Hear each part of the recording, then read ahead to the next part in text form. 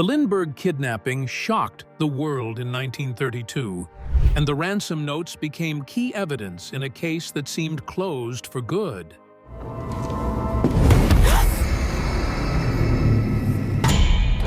In the early 1930s, aviator Charles Lindbergh was one of the most famous men in the world. So when Lindbergh's infant son was kidnapped and murdered, the press was quick to dub it the crime of the century. But now, nearly 100 years later, the FBI has scanned those very notes with modern technology. What they found wasn't just surprising, it shouldn't have been there at all. A hidden detail, long overlooked, has surfaced. Despite the media attention, the police investigation quickly stalled. For over 2 years, the identity of the Lindbergh baby kidnapper was one of history's greatest mysteries. And it's raising new questions about a crime we thought we understood. The discovery. For decades, the Lindbergh ransom notes sat quietly in FBI archives, boxed, cataloged, and all but frozen in time. These fragile papers had already played their role in convicting Bruno Richard Hauptmann. Dateline, Well, New Jersey, March 1st, 1932. In a moment, the story. The man blamed for kidnapping and murdering Charles Lindbergh Jr. in 1932. Most believed their secrets had been exhausted long ago. But in 2025, that assumption was quietly shattered. Thanks to advances in forensic technology, the FBI launched a project aimed at re-examining high-profile cold case evidence using modern scanning tools. The Lindbergh ransom notes were among the first artifacts selected. No one expected anything groundbreaking. In truth, many thought it would simply confirm what investigators already knew. The handwriting matched Hauptmann's, the ink was typical of the era, and the case was long closed. But the scan told a different story. A new look with new tools. The technology used in the recent analysis wasn't science fiction. It was just science finally catching up. Multispectral imaging, hyperspectral scanning, and chemical ink dating all allowed analysts to peer deeper into the paper than ever before. These methods could reveal erased markings, hidden indentations, and even trace materials embedded in the fibers. When technicians ran the ransom notes through the scanners, one of them noticed something strange. Embedded in the paper, not written on it, but inside it, was a faint pattern. At first, it looked like a smudge, but enhanced imaging showed it was something far more intentional. A set of tiny, almost imperceptible characters. Some looked like symbols, others like numbers or shorthand letters. They were not visible to the naked eye and hadn't been detected in earlier examinations. The discovery sparked immediate interest. The lab team reran the scan, then had 2 other teams independently verify the findings. The same symbols appeared each time, always in the same place on multiple ransom notes. It wasn't a mistake. Something had been there all along, and no one had ever seen it. The FBI responds and what they found. The FBI has not released every detail of what the markings mean, but insiders say the characters do not match any known alphabet or code used in the original investigation.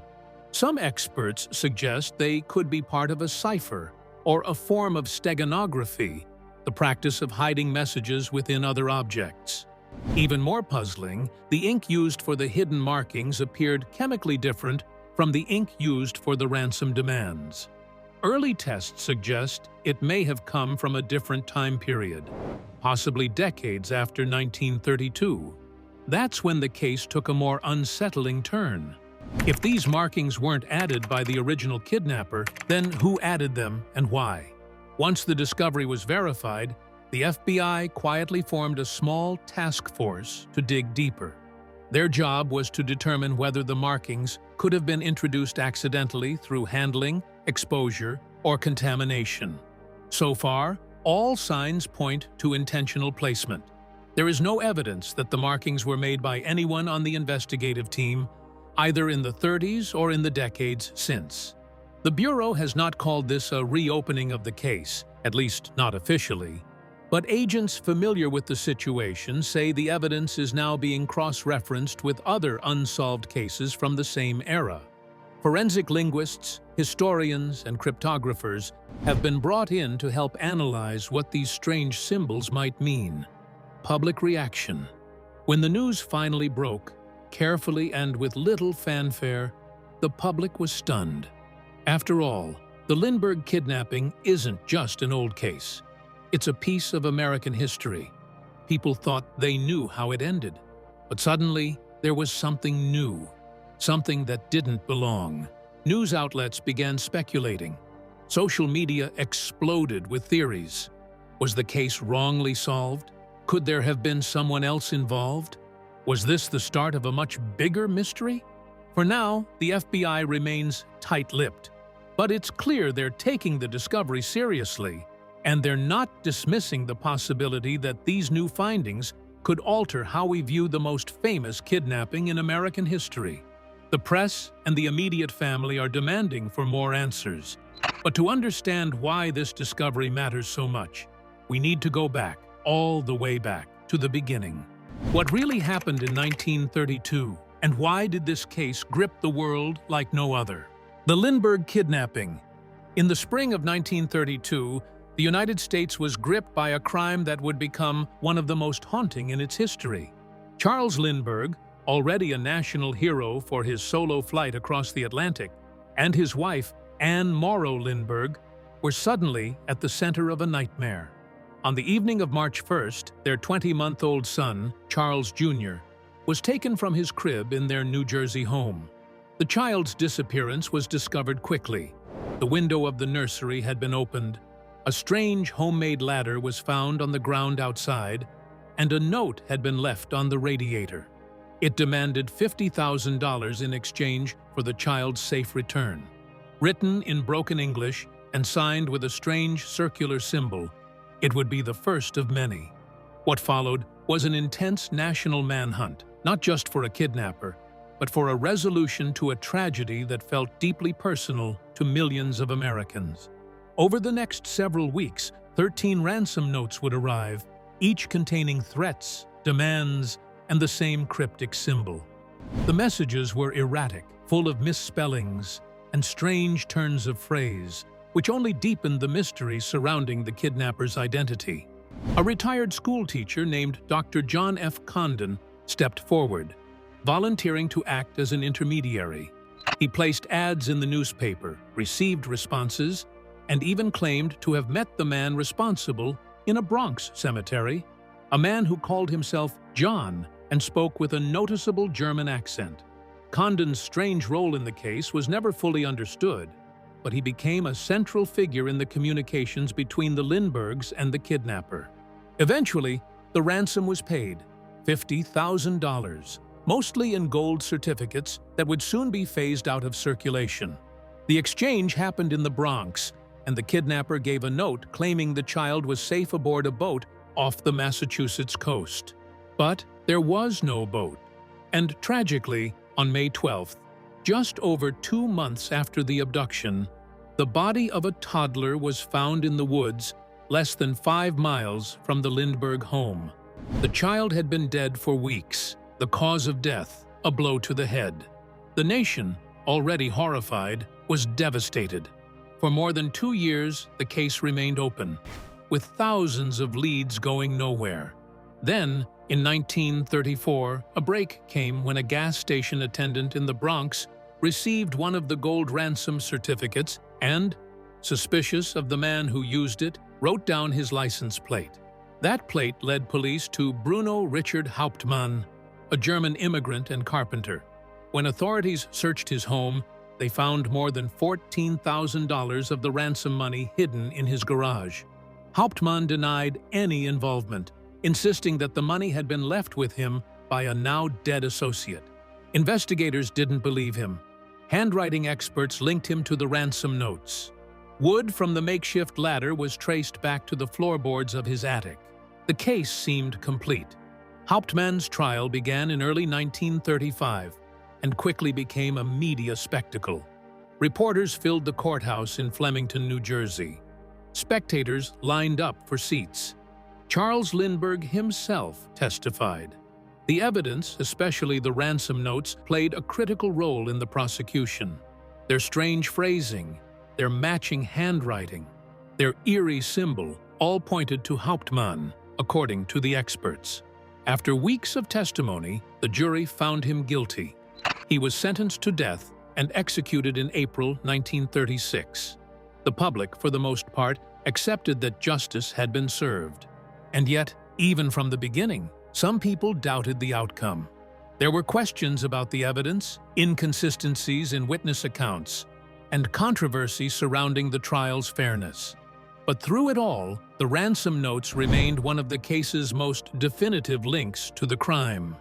Now, nearly 100 years later, those same notes have revealed something new, something that could challenge what we thought we knew. What exactly made those letters so convincing at the time? And what might still be hidden between the lines, inside the ransom notes? To understand why the recent FBI discovery is so important, it helps to take a closer look at the original ransom notes themselves, not just as pieces of evidence, but as strange and deliberate artifacts crafted by someone who knew exactly how to spark fear, confusion, and control. 13 notes were sent in total, each one brief, misspelled, and laced with a kind of threatening simplicity. The very first note was found in the Lindbergh nursery the night of the kidnapping, sitting in plain sight. It read like a poorly written demand, almost amateurish, but it was the start of a communication chain that would dominate the investigation. What made these notes so memorable was how oddly consistent they were. They were all written in broken English, with strange turns of phrase like, "We warn you for making anything public," or "for notify the police." The grammar was fractured, and yet the meaning was unmistakable. There was no attempt to sound sophisticated. The kidnapper, or kidnappers, wanted to come across as blunt, threatening, and cold. The notes rarely offered any warmth or reassurance that the child was alive. Instead, they issued commands, deadlines, and price increases. Some of them taunted the family. Most were signed with the now infamous symbol, 2 overlapping circles, with 3 holes punched into it, and a red and blue crosshatch drawn in between. It didn't resemble any known gang or political symbol at the time, and to this day, its origin remains a mystery. The FBI and local investigators immediately focused on the handwriting. It became one of the cornerstones of the prosecution's case against Hauptmann. Several experts were brought in to compare his writing to that of the ransom notes, and they claimed there were enough similarities to support a match. But handwriting analysis in the 30s was far less precise than it is today. It relied on visual comparisons and expert interpretation, without the benefit of digital overlay or AI pattern detection. Even back then, some experts disagreed on whether the match was solid. Supporters of Hauptmann's innocence have long argued that the notes could have easily been forged by someone else. Beyond handwriting, the language of the notes has also drawn attention over the years. Many of the misspellings and grammatical errors suggested that the author's first language was not English.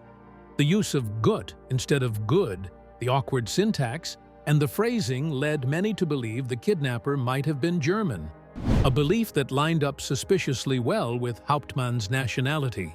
However, some researchers have pointed out that the errors were oddly consistent and might have been deliberately exaggerated to throw off investigators or push suspicion in a specific direction.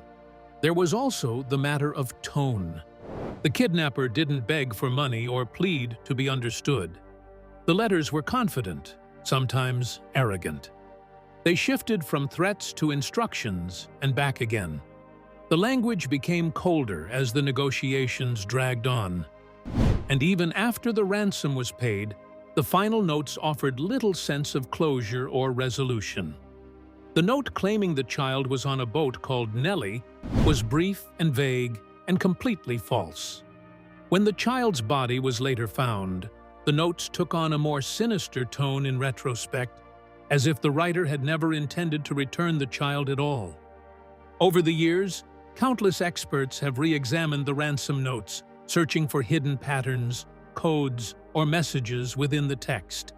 Some thought the repeated phrasing might indicate more than one author. Others tried to link the symbol to secret societies or underground movements. Nothing ever stuck. The notes remained as eerie and confusing as they were in 1932. That's what makes the recent discovery so remarkable.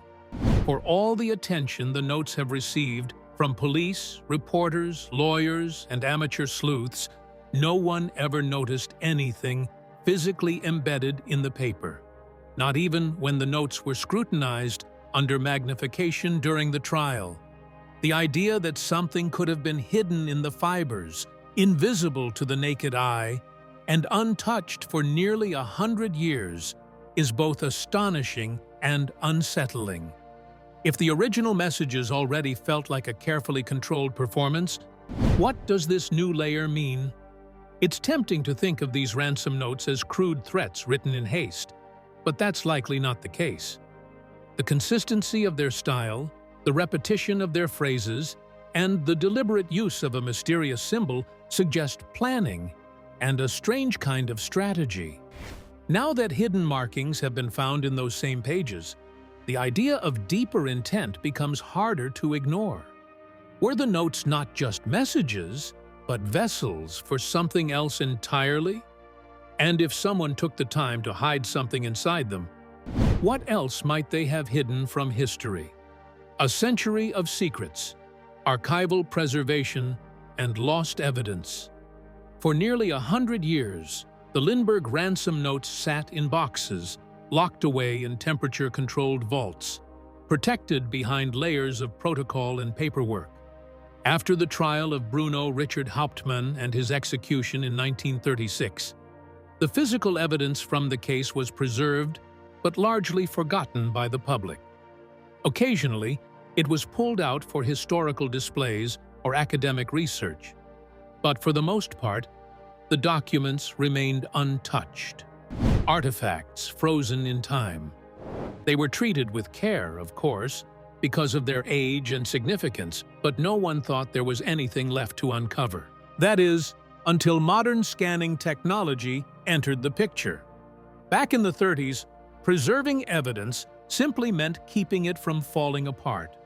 The ransom notes were filed away in government storage, eventually transferred to FBI-controlled archives, and monitored to prevent deterioration. These were handwritten pieces of paper, after all, vulnerable to humidity, light, air exposure, and human error. Over the years, archivists improved how they were handled, switching to acid-free folders, protective casings, and even digital photography. But no one thought to do anything more invasive. Why would they? The case was considered solved. The man was caught, tried, and executed. The story, as far as the system was concerned, was over. But crime never quite freezes, especially famous ones. Over time, technological leaps in forensic science began to reopen doors that had long been shut. Dust could be analyzed for DNA. Ink could be dated with near-microscopic precision. Entire documents could be scanned under various wavelengths of light to reveal watermarks, indentations, erased text, and chemical compositions. What used to be invisible suddenly wasn't. This revolution in document forensics changed how we look at cold cases and how we preserve evidence going forward. That's why, in 2025, the FBI quietly launched an internal project to scan key historical case materials using modern tech. It wasn't done for publicity, and certainly not in response to any active leads.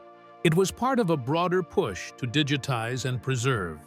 The Lindbergh Ransom notes were among the first to be included, mainly because they were delicate, famous, and frequently requested for academic reference. What investigators found during that scan, those hidden markings embedded in the paper, wasn't part of some planned reinvestigation. It was, by all accounts, an accident of technology catching up to mystery. What's interesting, though, is how this discovery has turned the spotlight back onto the history of evidence handling itself. If something as subtle and significant as this could go undetected for so long, what else might have been overlooked, or worse, lost? Over the years, rumors have circulated about missing pieces of evidence from the Lindbergh case. Some of the original envelopes may never have been returned. Certain police notes vanished between the arrest and the trial. Even pieces of the latter were rumored to have been taken as macabre souvenirs. While none of these claims have ever been fully proven, the sheer age of the case means that not everything was recorded the way it would be today. Evidence logs were less precise. Chain of custody protocols were still evolving. If anything, it's a minor miracle the ransom notes survived at all. And now, their survival has proved to be more important than anyone imagined. Because hidden inside them, not on the surface, but inside the fibers, was something that doesn't line up with the known facts of the case. And since the notes had been sealed and stored under strict archival conditions, the possibility of modern tampering is slim to none. That detail alone raises questions about how long this hidden material has been there, and what its presence actually means. The Lindbergh case is far from the only historical mystery to benefit from forensic preservation. In recent years, previously unreadable letters from Titanic survivors, faded correspondence from the Civil War, and even layers of redacted CIA files have been uncovered using similar scanning technology. The FBI's own archives are full of potential revelations, but the Lindbergh notes may be the most high-profile example yet of how our past is far from static. So what happens when the preservation of history accidentally reveals something new? Who decides what gets re-examined and what gets left behind? The bigger picture: FBI, crime, and historical integrity. The Lindbergh case didn't just mark a turning point in American criminal history. It helped shape how the nation thought about crime, justice, and federal power. When Charles Lindbergh's son was kidnapped, it wasn't immediately a federal case. At the time, kidnapping was considered a local or state matter. But the public's outrage was so overwhelming and the case so uniquely horrifying that Congress moved quickly. Just weeks after the ransom was paid, and before the child's body had even been found, the so-called Lindbergh Law was passed, making kidnapping a federal offense if the victim was taken across state lines. It gave the FBI jurisdiction over such cases and helped transform the Bureau into the powerful national force we know today. At the time, the FBI, still under the control of J. Edgar Hoover, was eager to prove itself as a modern, scientific, and incorruptible crime-fighting agency. The Lindbergh case offered that opportunity. While Hoover initially resisted full involvement, wary of being attached to a case so publicly messy, he eventually leaned into the investigation. The Bureau played a background role in supporting the New Jersey State Police, but after the arrest of Bruno Hauptmann, Hoover made sure the FBI's presence was felt. The case became a symbol of what federal law enforcement could do when local authorities needed help, a message Hoover was happy to promote. But now, with this recent discovery hidden within the ransom notes, the FBI faces a more complicated role. It's no longer just the preserver of the evidence or the agency that helped bring a killer to justice. It may now have to confront the possibility that the original case wasn't as airtight as history suggests. And that poses a serious question. What does an institution like the FBI do when its legacy, or at least part of it, might rest on incomplete or flawed information? This isn't the first time the Bureau has faced such a dilemma. In fact, in recent decades, several historic cases have been re-examined in light of new forensic technologies, and the results haven't always been comfortable. Misidentified fingerprints, outdated forensic methods, biased testimony, and improperly handled evidence have all contributed to wrongful convictions in the past. The difference with the Lindbergh case, however, is how foundational it was. The trial of Bruno Hauptmann wasn't just about one man's guilt. It was about restoring faith in law enforcement during a time of national distress. Any cracks in that narrative carry weight far beyond the courtroom. There's also an ethical layer to this moment.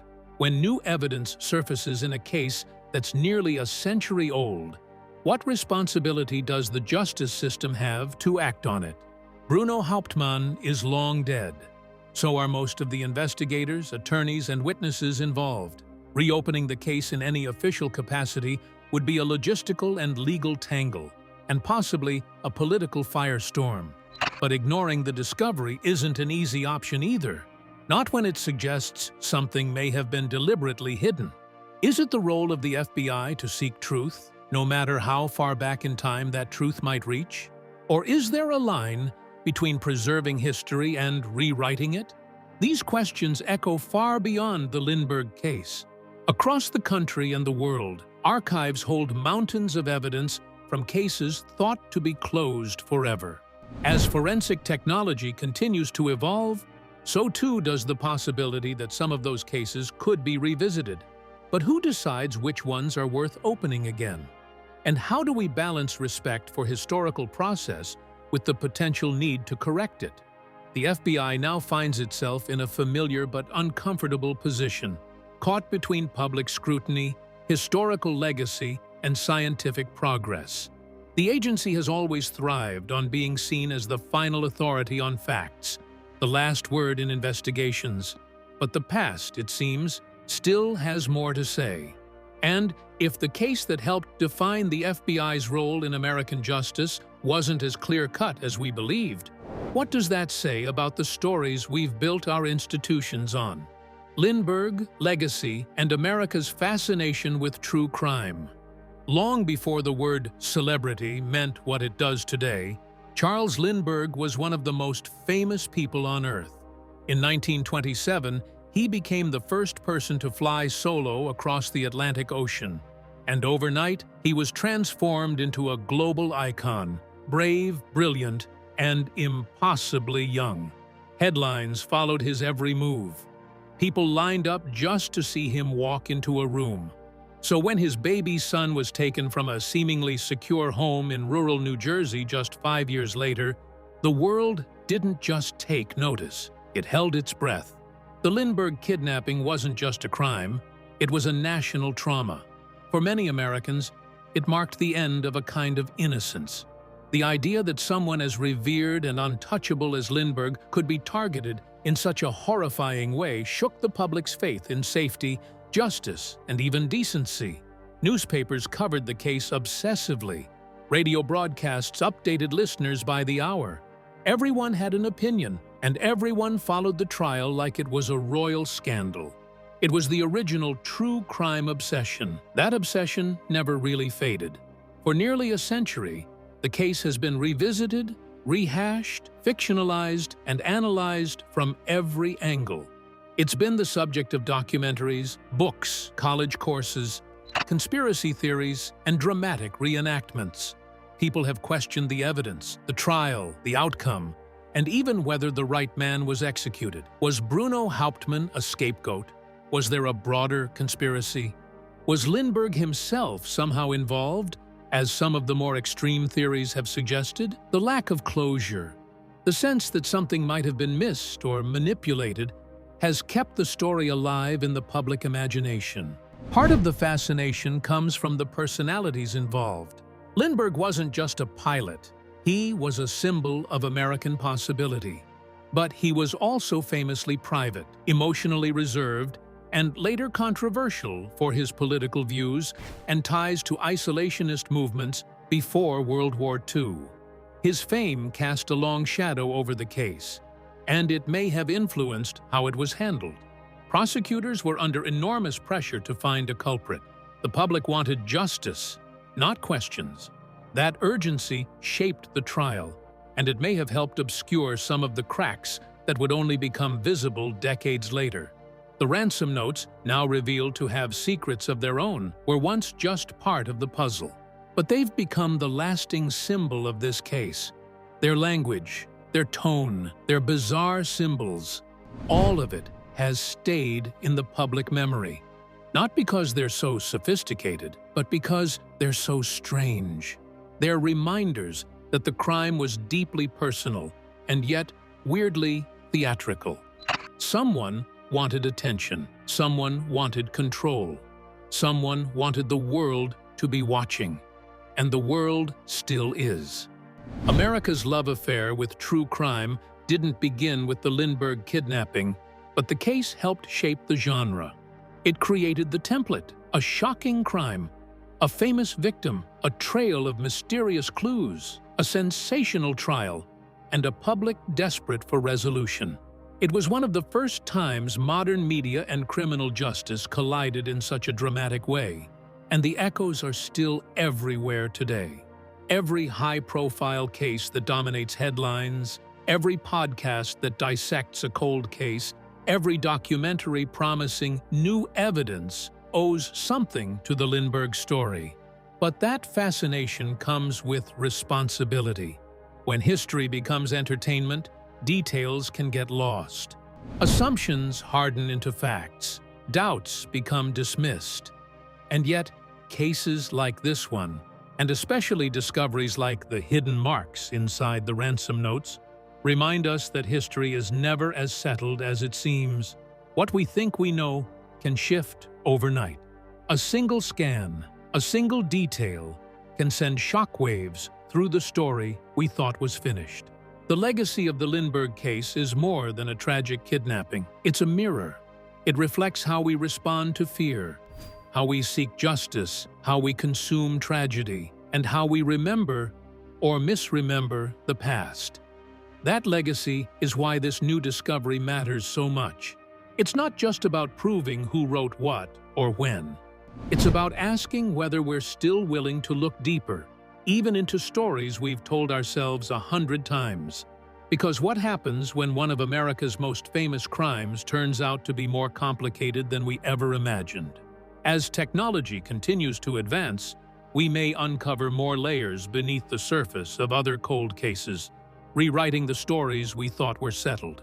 The Lindbergh case teaches us that history is not static. It is alive, fragile, and waiting for those who dare to look closer. And maybe, just maybe, that's where real justice begins, in the willingness to question what we believe, no matter how uncomfortable the answers may be. Because sometimes the past isn't done speaking yet. Your thoughts are welcome in the section below. Let's hear from you. And if you liked the video, subscribe to the channel for more uploads.